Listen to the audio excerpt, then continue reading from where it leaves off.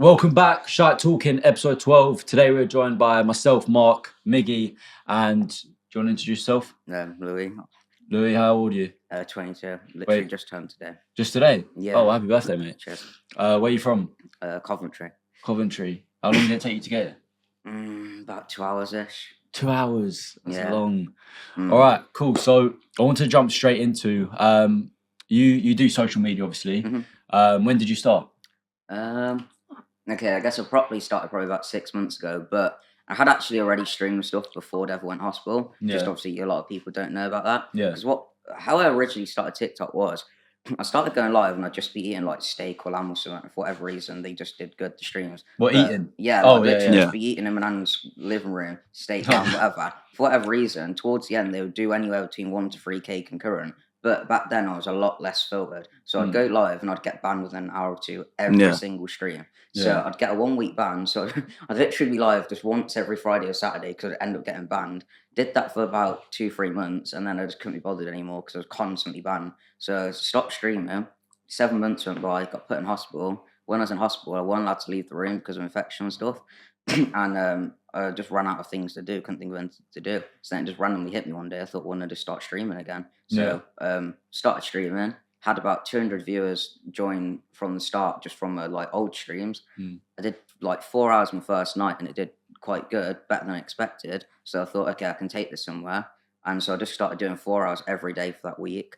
And then I thought, okay, I need to do more. So I started doing 8 hours. Towards the end, before surgery, I was averaging anywhere from 8 to 12 hours every single day. And it just went up and up and up and up. So would you say if you didn't potentially have the, I don't know, incident or accident or the reason you was in hospital, if you wasn't in hospital, do you think you'd be doing social media to this day? I don't know, right? Because I've always been doing YouTube and like different like social media stuff my whole life, basically. My mum was vlogging me from basically like a baby, pretty much. Right? Like before vlogs were even vlogs, before YouTube existed, my mum had a whole camera recorder doing literally vlogs before vlogs were a thing. Like I have endless videos of me at like 1, 2, 3, 4, like with cancer, with tubes coming out of me, everything. And so I don't know, because of that, I'd always been interested in it. I've always like edited videos. I started originally doing like boxing edits on YouTube, and I had like I think had the biggest Prince and Seam Hamid interview. It might not be now, but obviously at the time. And so I don't know. Maybe would and maybe wouldn't. I don't know. Yeah.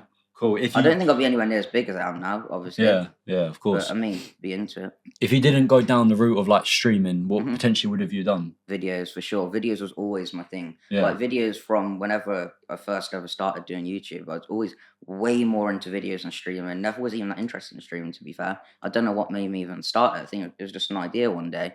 And originally it was just me and my girlfriend eating videos, making food, and just random stuff like that. Started and like it'd be like 0 viewers, 1, 0, 1, 0, 1. Then we averaged 50, then 100 and 200. Kept going up and up, and then obviously, eventually, I just got bored with all the band, stopped, and then when I restarted, I had about 200 views and just took it from there. Yeah. You started on food content, like videos, in any reason? 90% of my audience will not have a clue about that. Yeah. I probably have about 10 people left that watch me from back then. Yeah, a whole different audience now. Yeah, I'd say it's completely different. Maybe about 10 people. If that. One of the original people used to be a moderator, but they ended up just proper like snaking me. So I got rid of them. All right, well, look, I want to jump into obviously your health journey or whatever you want to call it. Okay. So why did you end up in hospital the first time? Okay, so you've probably repeated this loads of times as well. It's fine. Okay, do you mean this year or do you mean when like the first ever time you went into hospital? Yeah. Okay, so I got meningitis when I was, I think, 10 weeks old. So that would technically be the first time. Yeah. And I got acute myeloid leukemia, which is a really aggressive form of blood cancer, when I think I was 18 months old. I might be wrong, but I think I was 18 months old. Okay, yeah. So I got leukemia at 18 months old. Then I relapsed, got it again. I think it was like 10 months later, so it would have been about 2.5, 3. Then got rid of it for the second time. I had a worldwide search for a donor. There wasn't one person in the entire world. I think there was like one person he thought in Germany, ended up not being a match. So then my mum was this for your heart? No, this was for a donor for a bone marrow transplant for the cancer, basically. Oh. And so I had a worldwide search back then. So when I was it would have been about 2.5. There Mm. weren't one person in the entire world that come up. And so then Wow. my mum had my little brother because the best chance of a match would be like a parent or a sibling. Little brother ended up not being a match either, well, it's a half match. So they Oh. ended up going with my dad. And so my dad was technically a mismatch. Anything that isn't an exact match would be classed as a mismatch. Yeah. So they went with my dad. Luckily, it worked, and obviously didn't die from it. Um, and then yeah, so I left hospital. Then a couple of years later, found out the chemotherapy had destroyed my heart. So my heart was now failing. It was about 8 years old when I found out my heart was failing. Got told back then if I didn't have a heart transplant, I would die. Got put on palliative care, which is basically where you get sent home to like pass away, pretty much.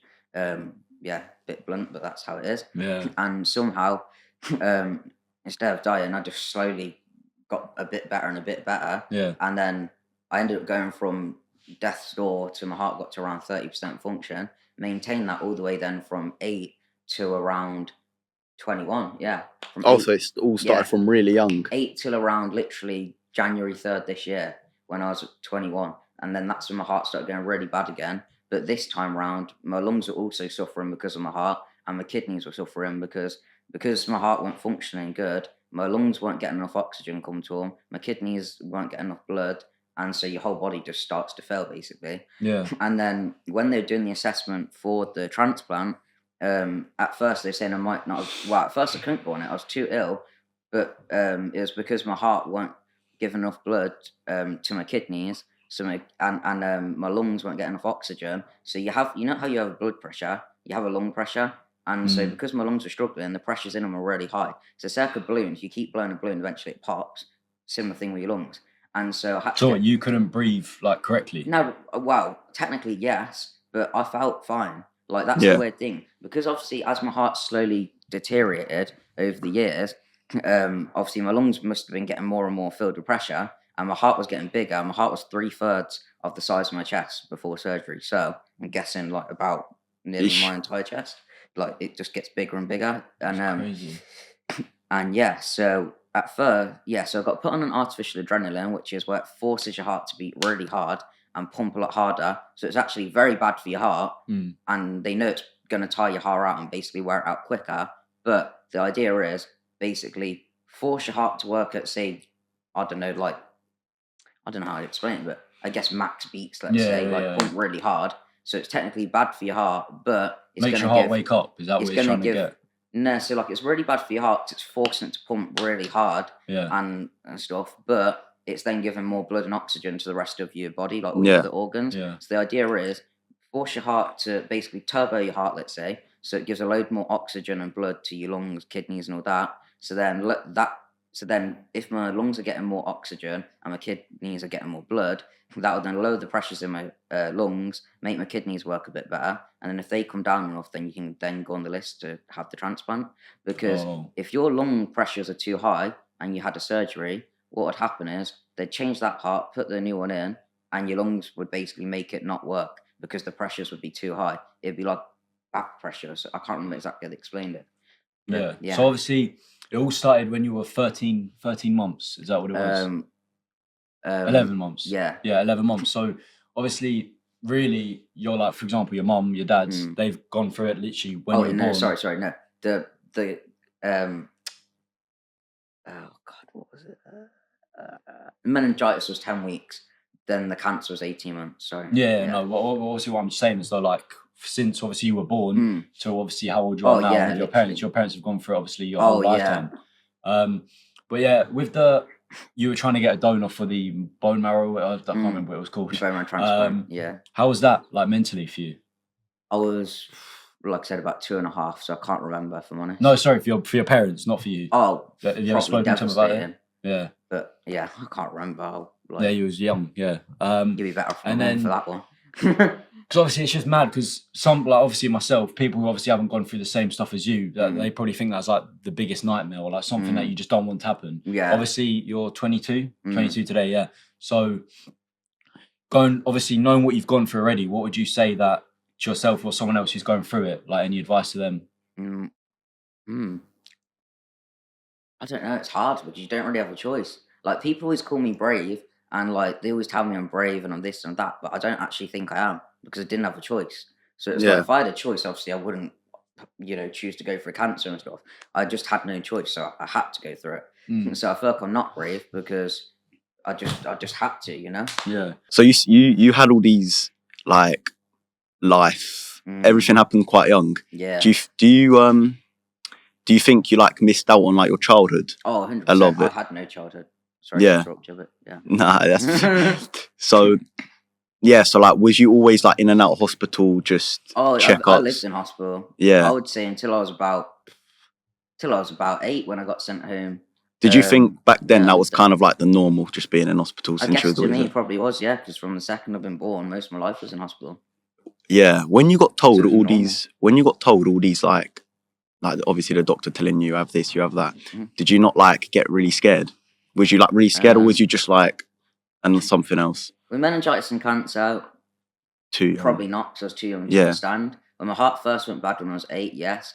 I can remember a day, like back then, me and my mum, my little brother lived with my nan because obviously I was in the hospital all the time, and obviously I've been sent home to pass away. So I can remember literally being 8 years old, getting took up to the 3rd floor in my nan's house. My mum was sat there, bawling her eyes out, crying in tears, trying to explain to me in like I guess the nicest way you can to a little kid, how basically trying to explain to me like, oh, like basically heart's getting bad, you're gonna go to heaven, and basically trying to basically explain to me in a kid way that I was gonna die, and trying to make me feel better about it. Did you understand that though as a kid, that like what was yeah, potentially I was happening? really upset myself. I was crying my eyes out as well, and I was about 8 years old, so it was very Getting scary. told that you're gonna die Potentially must be it's crazy. Yeah. Such a young like person as well. Like imagine you had kids and like one of your like sons or daughters was going through the same thing. But yeah, back then it was definitely worse for mum than me because I'd say I was too young to understand most of it. Yeah, that's what I was gonna say. Yeah, it might sound like a stupid question, but is there a potential reason on why you had like meningitis in the first place? Did they tell you, or?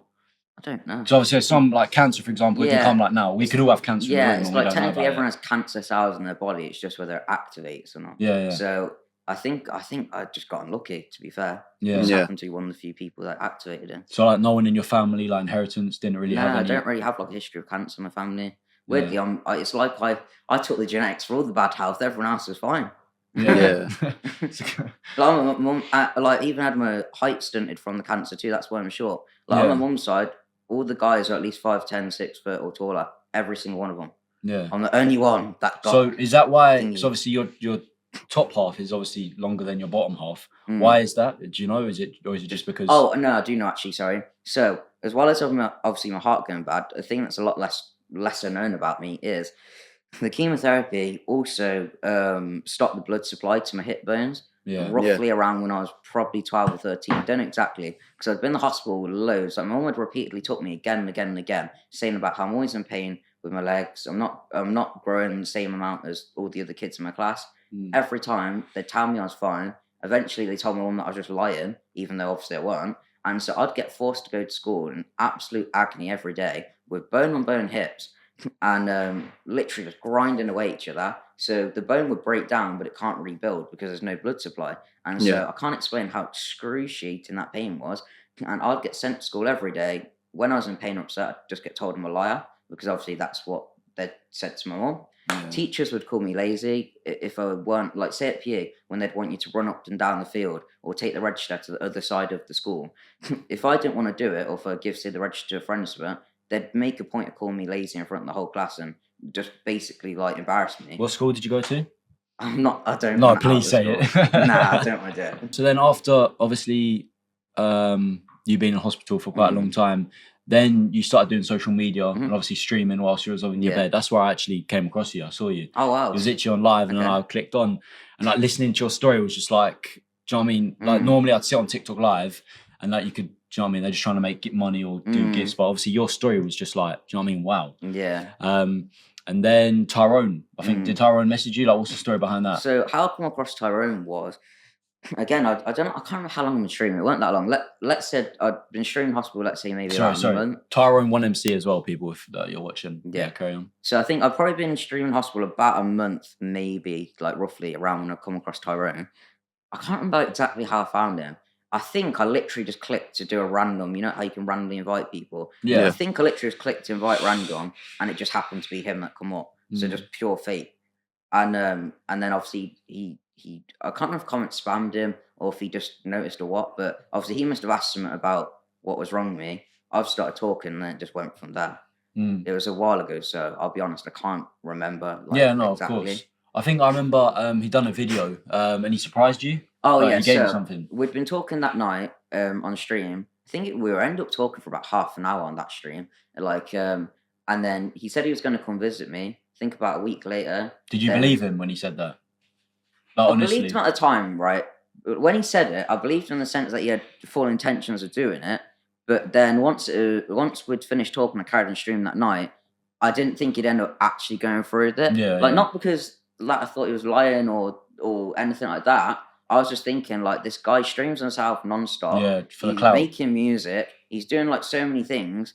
I just thought it just like Not at the time. I just thought he'd be too busy. Yeah. Yeah. I just didn't think he'd have the time. And then even if he did, there's probably a lot better things he could be doing than talking to me. If you know. I don't say that. So yeah, I just thought I just didn't see it actually happening. And so Yeah. then when he actually turned up, I was pretty gobsmacked. Yeah. So what did you obviously seeing Tyrone? Obviously, he's quite big in the scene. Like what did you speak about? What did he do? I think we mainly just spoke about what was wrong with me that night. Like, obviously, he asked, like, obviously, why I was in hospital and so on. We spoke about that. Then we just started speaking about gaming, GTA 5 roleplay, and just bits and bobs to do with that. And then that's when he said, like, he was going to come visit me. And then it just went from there, really. Did he get you something? I Yeah. remember... So he brought me like a gaming mouse, gaming headset, and I think there may have been a keyboard. So I think I remember. Didn't you have like a little setup in your hospital Yeah, bed? so like I already had like a game laptop and stuff, and I think he bought me like the headset and the mouse for it. Yeah. And I think that was it. Anyway, I think that was it. Yeah. So obviously, did you have your gaming laptop there? Yeah. Did you have like a console? I took my gaming laptop to hospital with me. Yeah. So imagine you had nothing and just literally in bed all the time. And it's obviously the thing that people forget as well is say if you're in hospital as normally, you can at least go outside or go get food or do what you want. Yeah. Whereas for me, I was locked in this one little room all day, every day, like not even as big as this room, probably a quarter of the size of this room. And obviously I'm not allowed to leave at all. Yeah. And so it's so mentally draining. And obviously I'm on my own for nearly all day, every day too. And so it's so boring. I think if I didn't live in this era where you've got obviously social media, phones, laptops, I can't imagine how boring it must have been for people, say 20 years ago, that were in a similar situation to me. You would literally be sitting there with nothing but your imagination all day, every day. Yeah. Like, God. Yeah. Going into hospital and obviously the journey you went through, would you say your circle, obviously, I mean, in your friends, family, got smaller or bigger? I would say, I think my family didn't get affected that much, if I'm honest. I'd say it's basically the same. With friends, I'd say I was surprised by some people. Like, there's a lot of people that when I was out of hospital, they'd always be around me. Like, a lot of the time, a lot of people I'd be friends with wouldn't have money, right, for a lot of things. So if we were going out or if I was hungry, I can't sit and eat or drink if I know someone else has literally not even got the money for it. So many times we'd be out, let's say 2 or 3 of us are buying food. There's 1 or 2 people there that I know literally can't afford to do it. I'll just say to them, "Oh, do you want something?" They'll be like, "Oh, no, I'm all right." But I know they're lying. I know they're actually hungry. They just ain't got the money. So I'll just go buy them whatever I was getting myself. And so there's a lot of people like that where I bought them a lot of food, a lot of drinks, never, said anything about it or ever asked for it back. And then when I was ill, I'm not expecting them to, get me anything or do anything, but at least even just messaging me one time. But none of them did. Like, I'd say a lot of them, from the second I got ill and got put in hospital, it was like never see you again type thing. Then when I started blowing up on TikTok, all of a sudden they came back. Then they're messaging me like, it's "Oh, casual. how are you? Yeah. I hope you're right. Oh, can't wait to see you when you're out." And at that point, I'm thinking, mate, I might not even survive this, let alone see you when I'm out. Like, at this point, my heart's getting worse and worse every day. I was too poorly to even go on the list. What age was that when you was too poorly to get on the list? How old was you Literally this then? year. Oh, this year? A couple months ago. Oh, so obviously... Yeah. So did you think, obviously, you weren't going to make it? Obviously, being 21, that's an age which... When I first went to hospital, I was like, I didn't really know what I thought would happen. Yeah. Like, when I first went in, I'd say I was actually positive that I'd get through it and be all right. because I've like so many times I've been meant to die. Like I've literally been given dates. You're gonna most likely be dead by X date, and then the date had come, I'd go past it. Another year's gone by, and I'm still fine. So when the first one, I thought sound whatever. The risks are really bad, but it's alright to get through.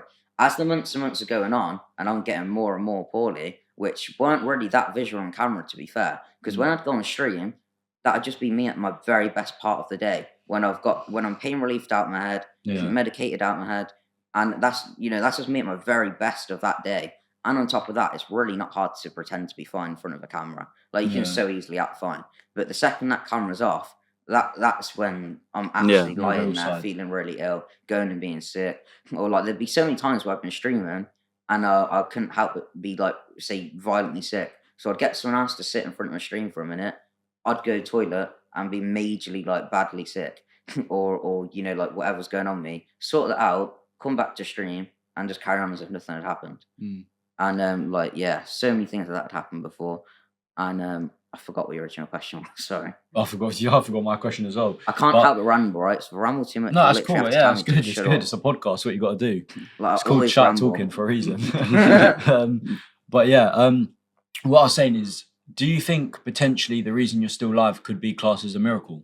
Yeah, I'd say so. Not just because of this, but just because if you add everything up, like realistically, having meningitis at that young of an age should have really like died then. Yeah, your body's not like, it's not functioning. Yeah, having the cancer the first time is an incredibly rare form of blood cancer. Should have died then.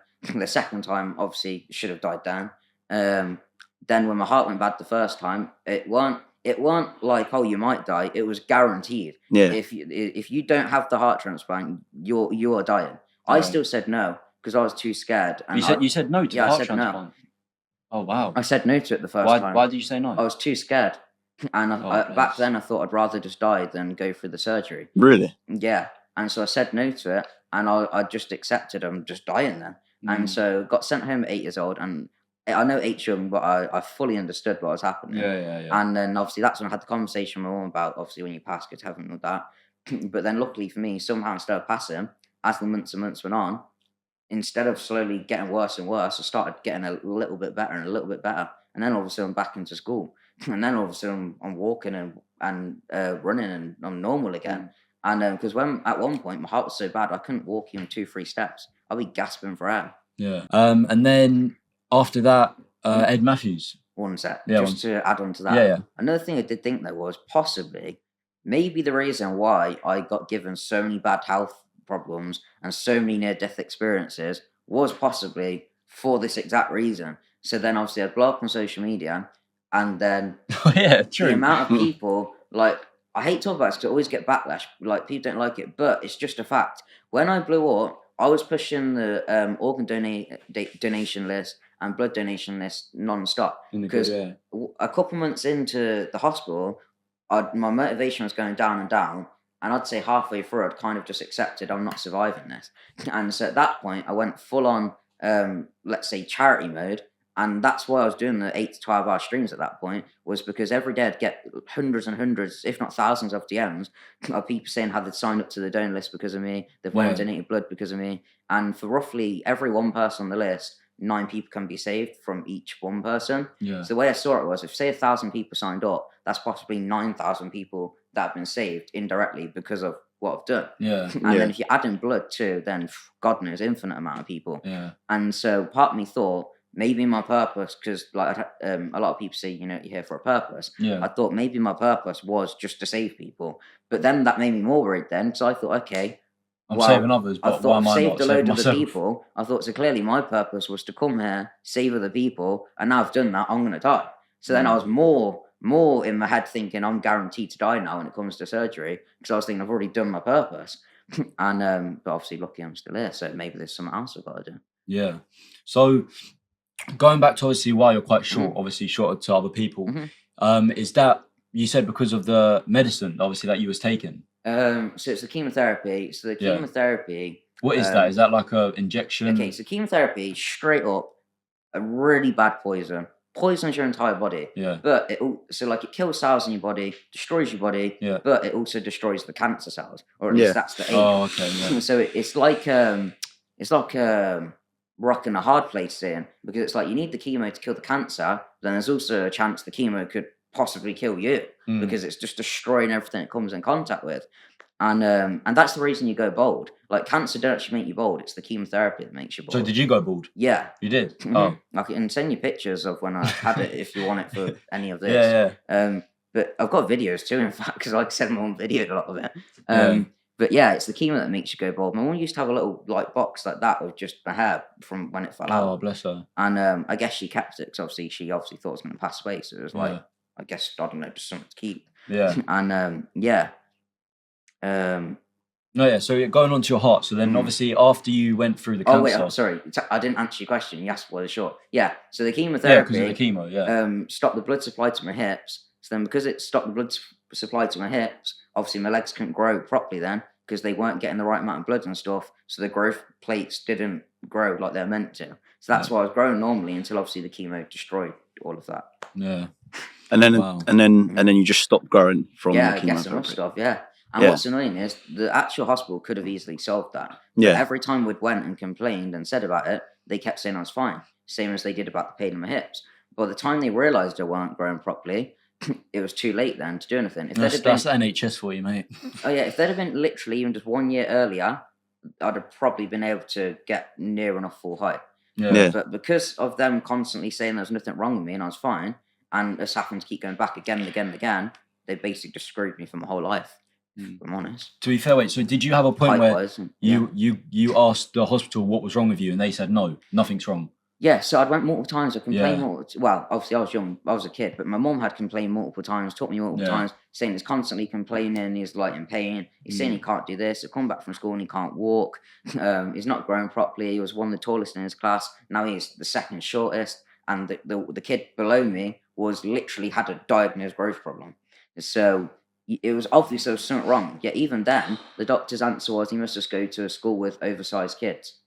So it's like it was just annoying. How did you feel like you knowing that you've got something going on and the doctor's just incredibly frustrating? No, literally go from being like probably I don't know like at least average, if not I would say top 5 like decently sized kids in the class. Yeah. To then the second smallest and getting told, no, you just must go to a school with oversized kids.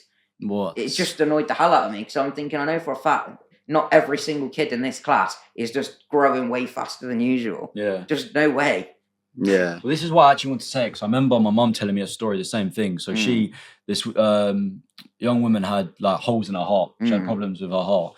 And then she went to the NHS. The NHS said literally nothing. Even like MRI scan said there's nothing wrong with your heart. Yeah. She then gets sent over to Russia, and then Russia do like a proper examination on her, and then they say, yeah, you've got 8 holes in your heart. We need to do something, otherwise you're going to die tomorrow, basically. So yeah, it just shows obviously NHS aren't as best as they can be. But yeah, I'd say budget cuts and stuff. I think the NHS is worse now than when I first got cancer and stuff when I was younger. I think it was better back then. I was so surprised when I got put back in hospital this year. The way how different things are, night and day. Even when I was 8, way better than it is now. Obviously, it's actually not the nurses and doctors' faults though.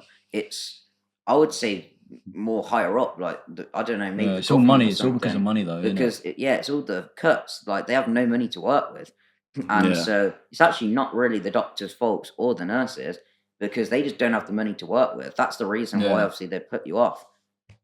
Yeah.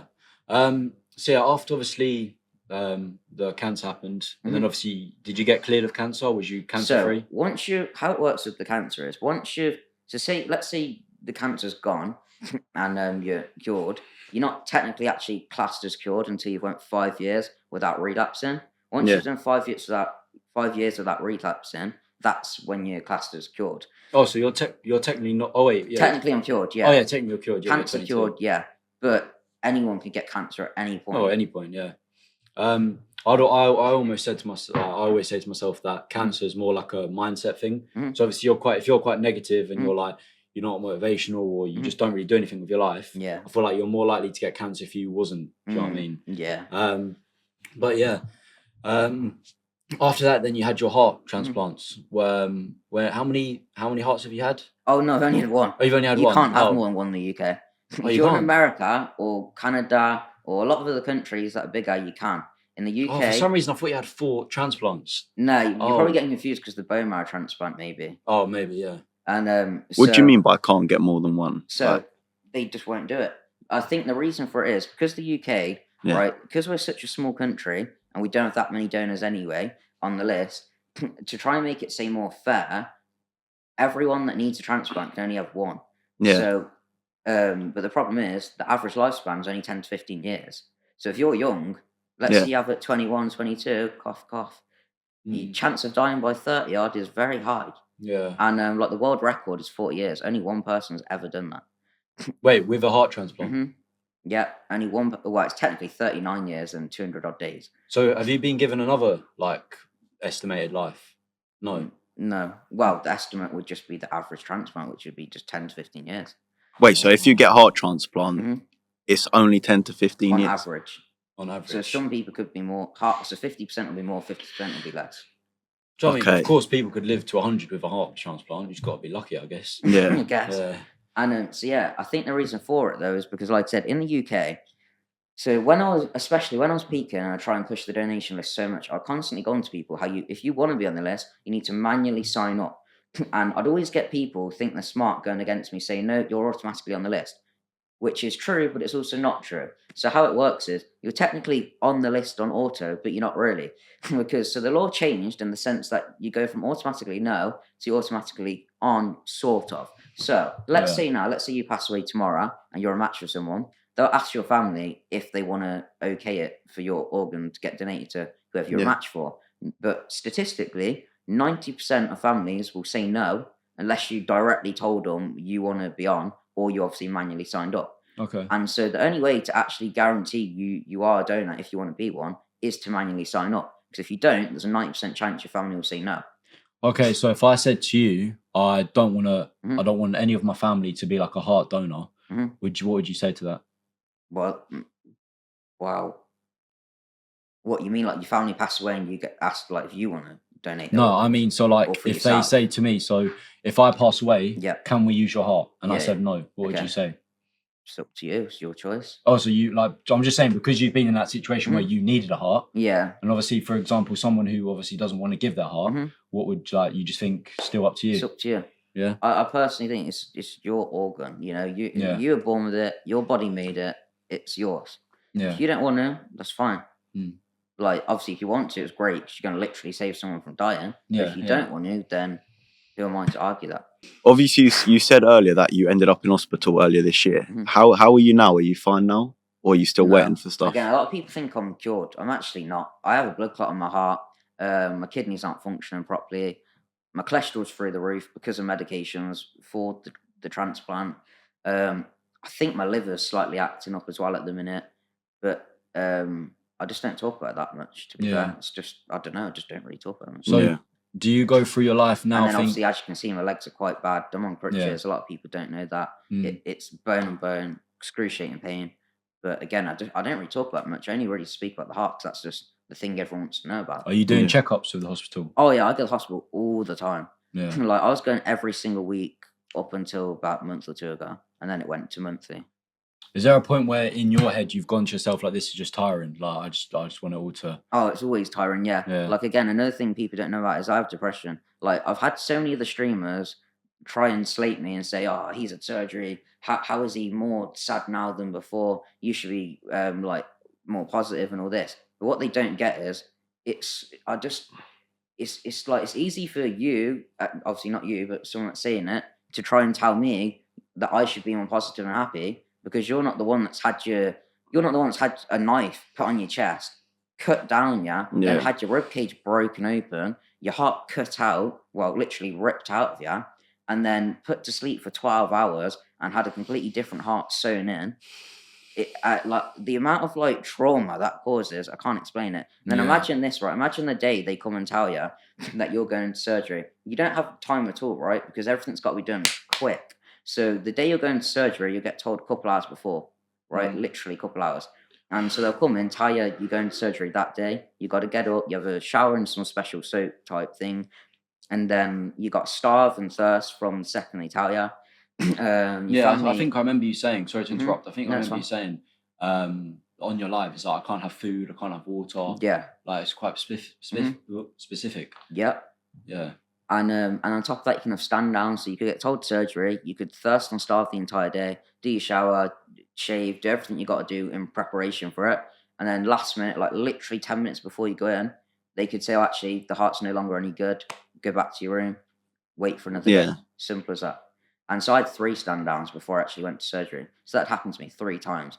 And the emotional roller coaster of that is, I can't explain it. Like I've never had an adrenaline dump like that before. Like I was like obviously very scared and nervous and that. Yeah. And then when I got told I'm not going to surgery, obviously I must have calmed down a lot. My adrenaline just dropped. I've never felt tiredness like it in my entire life. Like literally, it was awful. Yeah, because obviously you're like building up, like I'm gonna have surgery, and then you get told no, and then again. And obviously, knowing your literal main organ in your entire body's coming out, the fear of death of that is through the roof. Yeah, I don't like. This is why I say to like for example, social media people literally get paid more than doctors, and someone who's literally taken a heart out of someone and then have to like reposition it with all veins, blood supply, and all of that. It's just mad. Like, how do they even do that? 100%. Take your heart out and put the same one in, like new one in. Did you actually know your the person who gave like the heart you've got? No, you don't have a clue. They don't tell you. Anyone within the UK. Oh, well, obviously it has to be the right blood type and all that. It has to be the right blood type. And then there's like there's like you have to be a match blood wise. Then there's a match in, I can't think how it works now, but some other type of match anyway that I can't remember. Yeah. Then you also have to be within a similar weight and height of each other. So for me, the donor had to be a max height of 5'7" and a max weight of 60 something kilograms. Can't remember the exact weight. Well, is that how they go off? Like what heart? So it's got to be so within a certain amount of height and weight to you, and then obviously same blood type, and then there's some other type, I can't remember what it is, to do with like your actual heart and stuff that's got to be similar too. And then that's what they go off. You can have male or female though. A lot of people don't know this until I said, but it don't matter if it's a woman or a guy. So if you've got a new heart, that means they could also be any age too. Any age? Yeah. Well, what? So you could have a 90-year-old heart inside of you? I don't, but you won't be able to go 90. I think the max they take is 60 something. It's either 60 something or I think 60 something. I might be wrong. Then your body wouldn't be the age you are though. Heart wise, yeah, but you know what's weird though? They class like your everything, because your heart, your whole body's pumped from your heart. Yeah, your true. brain. But weirdly, your heart don't actually age the same way your body does. So you could have a random 65-year-old, right? And let's say they've been an athlete and they're like a runner or something for most of their life, and then you've got a random, let's say, 40-year-old, and most of their life they've just been a truck driver. They've just been eating crisps, smoking, whatever. There's a good chance the 60-odd-year-old's heart's actually going to be a lot better than the 40-year-old.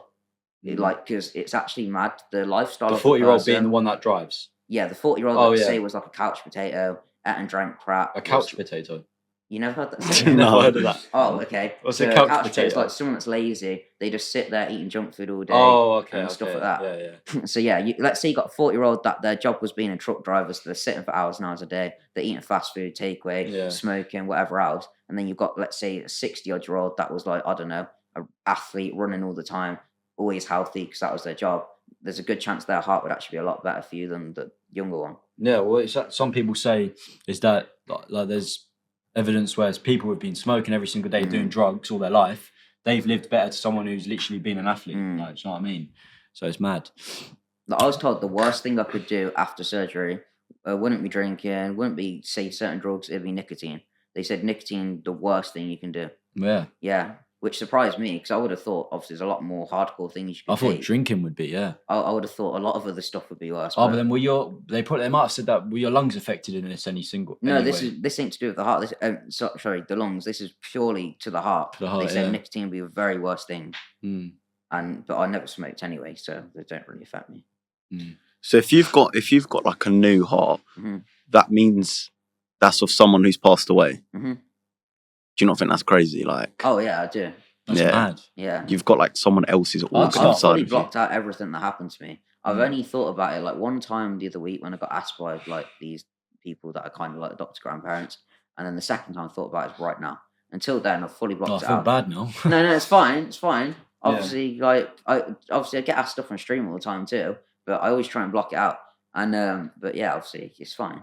Because obviously it does help a lot of people. I get DM'd a lot of people that obviously that do get help somehow by hearing my story. So that's why I talk about it. If it Yeah. weren't for that, I'd probably just go hide in my room, bury my head, and I don't know what I'd do. Yeah. Would you say that like what's your mindset now, like going forward in life? I don't know. I don't know. It's hard. Some days I could wake up and I'm the most motivated person you'd ever meet in your life. The Yeah. most determined person. I've got 1,001 goals. A load of things I want to achieve and do. Then the next day I could wake up and I'm incredibly depressed and sad. People are going to hate me for that because if I'm even slightly sad about anything, I get spam. I'm ungrateful. I should be happy. Like, people think I should just be happy 24/7. But the problem is, I'm still a human. I'm not a robot. Yeah. So it's like they take if you're not happy or if you have one bad day that you're ungrateful and you're this and you're that. But it's not like that. It's just no matter what, I'm a human at the end of the day and I can't help feeling sad. And Yeah, it's it's like, natural. it's like I'm not trying to get sympathy or whatever, but no matter which way you cut it, what I went through was really scary and really traumatic. And I think a lot of the people that judge me for it, I would love to see how they would react if they had to go through the same thing. Yeah, they probably wouldn't be able If they to had do to it. sit there and watch their mum breaking down in tears, crying, and their mum outside screaming, having a breakdown that she's about to lose her son, and watch their nan and their auntie and their cousin, and their girlfriend, their brother, all breaking down, Well, do thinking you get they're hate? going to pass away. Oh, Yeah, people that are majorly, hating mate. on you are so like Even before surgery, even when I day before surgery, when I was really bad, like the night before surgery, my heart rate had shot to 200 odd beats per minute, and I hadn't done anything. I was just lying there chilling, watching a film, and I was really, really ill. And even then, I had people spamming me every day, telling me die, telling What some the people even fuck? predict dates they think I'm gonna die. That's low. And they'd spam me every day. Can't wait. Like June the something was for whatever reason a date I got spammed all the time. I block it from chat and people just write in a different way. And I used to get spammed June the something They're just all jealous. the They're time, jealous. telling me I'm gonna die on this date.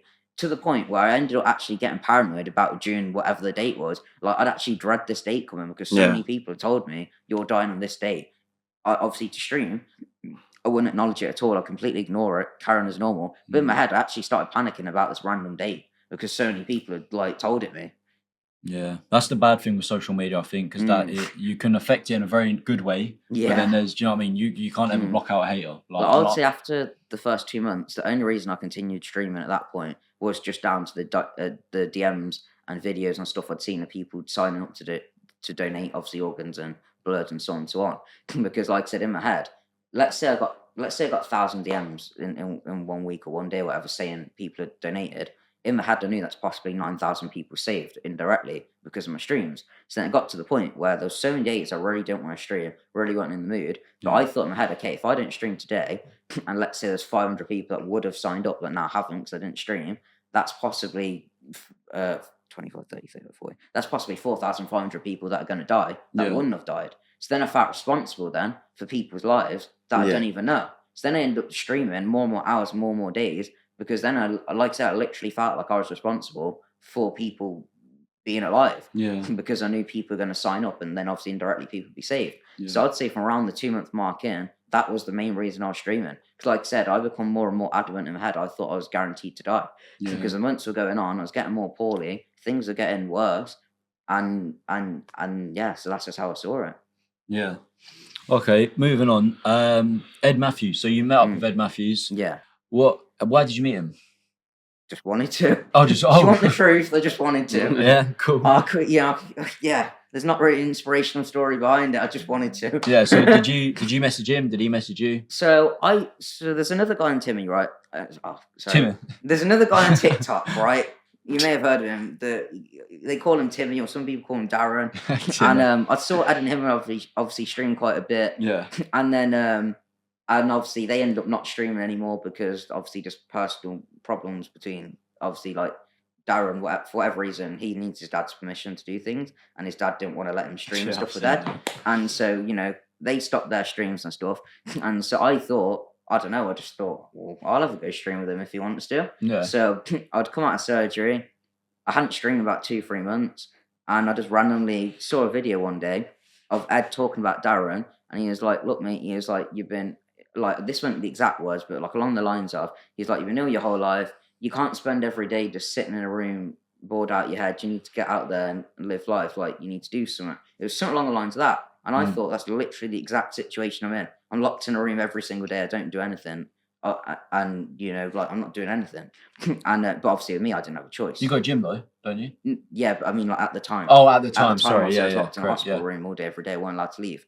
And so I thought I'll just make a video. So what I did was I clipped that part of the video and then showed Ed saying his like what he said, and then clipped to me, and I just said like basically like I agree with you, and that's why when I'm out of hospital I'd like to meet you.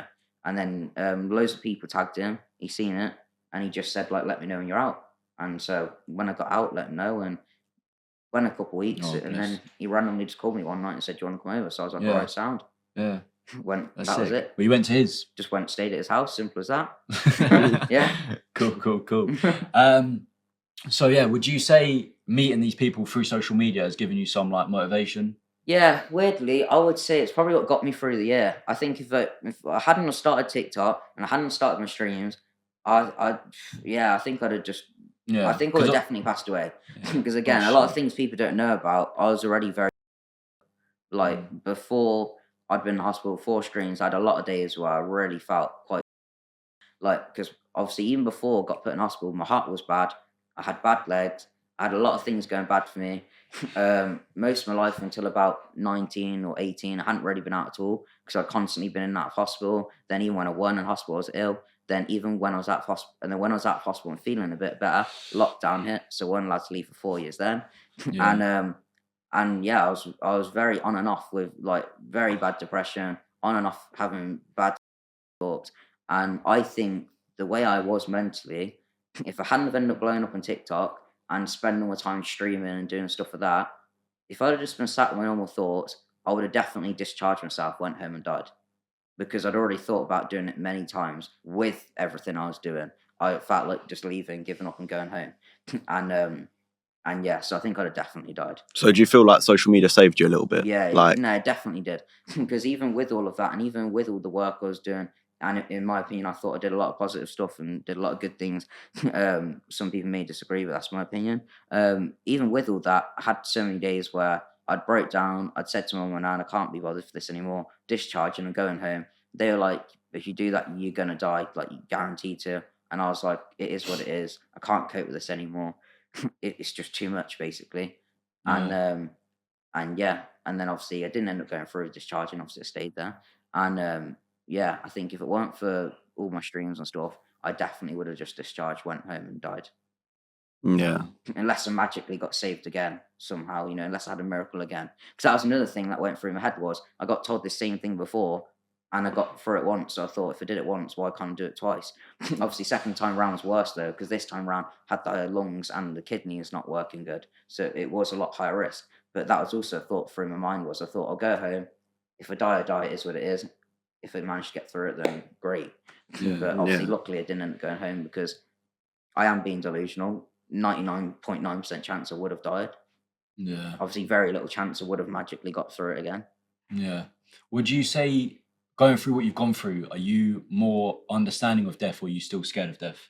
Oh, I'm still very scared of it. Yeah. Like, I shit myself every day. my main thought at the minute is literally what motivates me to keep working and coming up with stuff, and like as well as social media, I have like random companies I do and random businesses I do outside of that, and loads of different bits and bobs. And I help other people with their social media too, and like get them up and running. And the reason I do all that though, and the reason I work so hard on a lot of things and have such a good work ethic, is because I'm aware in the UK I'd say you can only have one surgery. So I know for a fact I need to earn a crap ton of money. So when I get nearer to the time, Yeah. I'm going to have to spend all of that to go to America or Canada or some other country to possibly have another surgery. Oh yeah, so you're almost using that as Obviously, like your motivation. hopefully, God willing, hopefully, I outdo the average and manage to go 30, 40 odd years. If that happens, then obviously great, much rather that. But if it don't, then obviously I can't just hope that happens. I need to back up. So what motivates me to work and try and earn as much money as possible is because I know I need to bank all of that up. So if the time does come where I need another surgery, I need to get out of here, get to another country, and do it in that country. And I know it's going to cost me an arm and a leg. Yeah, mad. Do you know roughly how much it might cost? Oh, it'd be about £1 million. £1 million. Yeah, 100%. Especially America as well. Easily, maybe even a little bit more. Yeah. that's the reason I even bothered to push to keep growing on not just TikTok, but I've started to do other things on other platforms too. I legit could not care less really about views or followers. The main reason I even continue building all this is because obviously it helps a lot when you're doing stuff with businesses, brands, building stuff, and it's just kind of a fast track. And I know if I keep building my name and everything I'm doing and get bigger and bigger, it will help me with companies and help me with money. Yeah, of course. And the only reason I really care about the money is because I need the money to not die. So, simple as that. Yeah, Would you say, obviously, there's people out there who do social media purely for the money, and obviously, I would look at them and be like, okay, like, yeah, cool, but depending on what you're doing, but obviously, for yourself, if you said, like, if you literally put a video out there saying, I'm doing it just for money because in case I might need it if I go to America or have to do a transplant again, I'd be like, yeah, cool. Do you know what I mean? Go for it, of course. Yeah, it's mad. I think it's crazy. Like, a lot of people do social media, not even just social media, like work and make all this money so they can live a good lifestyle. Whereas you, it's like you're trying to make all this money so you can, if you need to, potentially get another surgery. Yeah, it's crazy. Literally, that is the reason I do everything. Is just because of that. Because I know, obviously, if the time comes, no one's going to help me here. The only person that can save me is me. So I have no choice. I need to earn the most money I possibly can, as quick as I can. So then if I do only end up going the average, I'll get straight out of this country, straight to America, and then spend all my money trying to save myself. Yeah.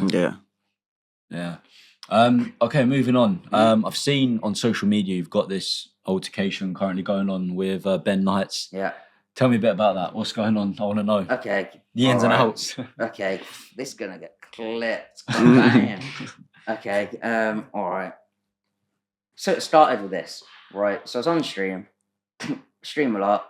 Me and my girlfriend were having a bit of an argument on stream, but it really wasn't that bad, right? Have you seen the clip? No, I haven't. No. Okay. Well, it's basically we're just doing food, and then we fall out. I tried to leave the house. The views go up and up. I think it hit like 3.7 thousand. Well, you told her. You told your girl. Yeah. Before TikTok banned it, it got to like 3.7 thousand viewers. Got clipped, like a 30-second clip out of it. Got uploaded on some random clip account that hit 1 million views. Then a load of other clip accounts upload the same video. Yeah. Some got like 500k, 300k, 200k.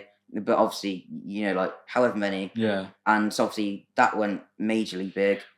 And then we actually did split up in real life for about 5 days. During that 5 days, the reason why I fell out with him originally is because me and him were friends, right? Not IRL friends, but internet friends. Yeah, me and him were friends, right? He had a boxing fight, had my shorts on his name, my name on his shorts to walk out to the fight.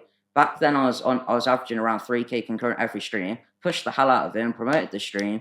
Like I said, we were sound. I'd stream with him all the time. Yeah. Nothing was on. He made out like he was good friends with me. Then the second me and her split up, he was commenting on all her videos, DMing her, Snapchatting her, so basically, hitting her up on everything. Ben Knights was trying to drop game on your girlfriend. Yeah, everything, hitting her up on everything, right?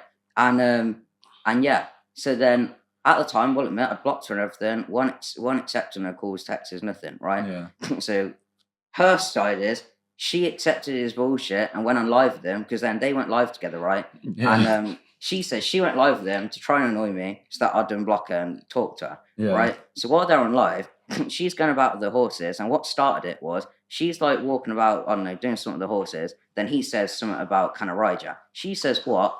And he then switches up and tries to make out like he was making a joke about the horses and says, like, oh, can I ride your horse? Something like that. I click on the stream dead on that point, right? So then I'm commenting like what the fuck? Like, you're meant to be my friend, yet you're sat chatting shit, basically. Yeah. Then he tries to claim to people like, oh, he was only ever joking with her. But now because I've said that, now he's actually trying. Like, mate, don't lie. You literally, from the second you saw that clip, you were commenting on everything, spamming, like, you're on every social media, like, don't lie. And then even in the messages, like she'll literally admit, she'll straight up say, he's lying. He was not doing it for the camera. IRL off camera, he was trying everything. And then, obviously, he ain't stealing nothing off me. Like, come on, don't mean to be that guy, but, he ain't stealing nothing off me. I mean, have you seen us? Good man. I'm fresh out of surgery, and, I'm still above that. Yeah. And so, basically, so I seen that. Anyway, like, about 4 or 5 days go by, I unblock her. Can't remember how we started talking, but obviously either she messaged me or I messaged her. Can't remember. Oh yeah, that was it. No. She hit me up saying that he's a weirdo and he's terrorising her, right? So I went, and then she asked me to meet her. So I went, met her. She come got in the car, went round the corner. She was crying, going on about what a weirdo he is, and she'd already blocked him because he was saying some really weird shit, like proper weird. Bearing in mind, he don't even know her. He's only seen her on TikTok streams, yet he was sending her the weirdest messages and going on saying, "You better not talk to anyone. You're mine," and like all weird shit, right? Acting as if he like literally owns her like she's a dog, and like moaning at her for like the weirdest shit. Then if he'd like Snapchat, and if you don't get a reply within fucking 10 seconds, he'd be going crazy. And so what's hilarious is this one night he don't even know because he's a dumbass, and he obviously thinks he's actually doing something, and he's stealing my girl. Bleh, you wish. Anyway, so I'm sat in the car, literally right next to her, while she's crying about what a weirdo he is and all this weird shit he says. And this guy's still ding, ding, ding, ding, ding. Literally and, still messaging. Literally ding, ding, ding, ding, ding. And then she's crying, saying about like what a weirdo is. I take the phone, I'm just looking at all this weirdo's messages. And yeah, so I'm like, why are you crying? Why are you scared? It's literally just Ben Knights off TikTok. Who gives a shit? Like, you know, whatever. And anyway, so she's going on. She ends up blocking him.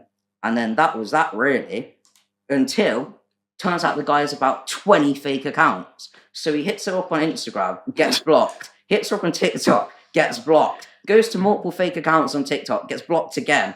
Goes to, like, I think maybe on a fake account on, like, Instagram and stuff too. Gets blocked again. I think Ben's found his dream girl. For real, bro, for real. And one of his accounts is so mad too. One of it was called Welsh Levi or something like that. Like, he has like the most random names for these fake accounts, yeah? He literally has like Ben Knights 1, 2, 3, 4, Welsh Levi, and I can't even remember the others, like just the most random shit. And so what happened was how it first happened was he added a guy on live, right, that told me to kill myself. Then later on, I was saying about stuff he'd said and about how he'd had that live on, right? Then he said it himself. So later on live, I'd said what he'd said to me. His friends come on and were trying to argue me, saying he didn't say that. That was someone in box. You're lying. I was like, no, mate. I was like, someone in box said it. Then he said it as well. And like, good for you. You just make yourself look an idiot. I can't lie. Like, the only people that think that's funny and sick is like 15-year-old kids in their mum's fucking boxer room. Like, no adult or normal person sees that and thinks, fuck me, man, you're the guy. Look at the cock of this guy. Fucking hell, lads. The next day, he gets answered, and he's going on, blah, blah, blah, blah. I'm going to punch your teeth down your throat. All this rubbish. Come to Wolverhampton, blah, blah, blah, blah. Normal Ben Knights bully bullshit. And so my stepdad was saying to him, how about you come to us? Because this is the second time he said it now. Last time he said it, someone I know called Owen was already in their car, literally about to go down. Then all of a sudden they get no reply. Everything disappears. So we put in comments, last time he said all this, he was already going to come down and nothing happened of it. So not going to repeat all this. Anyway, so then it just went on. He didn't stop. So then it was a back and forth of like, you come to us, no, you come to us, blah, blah, blah, blah. All just petty rubbish, really. Like, realistically, it's just so stupid. Like, all this because he's jealous he couldn't steal a girl off me. Like, that's what it boils down to, if we're honest. He's jealous he couldn't steal a girl off me, so he comes at me non-stop, hoping to get a reaction, and then tries to do all this bullshit of, like, meet me, you know, you meet me, blah, blah, blah, blah. In reality, no one cares. Get over it. Go along with your life. Moral of the story, are you and your girlfriend okay? It depends on the day. Oh, okay. No. All right. All right, good. All right, that's a wrap. Shite Talking, episode 12. Hope you enjoyed this episode. Like, bro, like, wow, you've gone through so much. Crazy. Big up to yourself. Yeah. Anything that we can do to help, we're always here. But yeah, what do you think of it? I thought it was great. I think I ramble way too much. Sorry to everyone there. When I next do a podcast, I'll be more to the point, less rambling. This is the first one I've ever done now.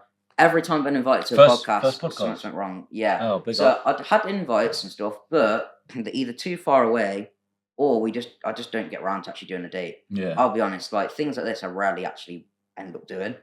I don't know why I ended up doing this one. I don't know, just someone made me want to do it. I don't know why. I just did. Yeah. All right, cool. Well,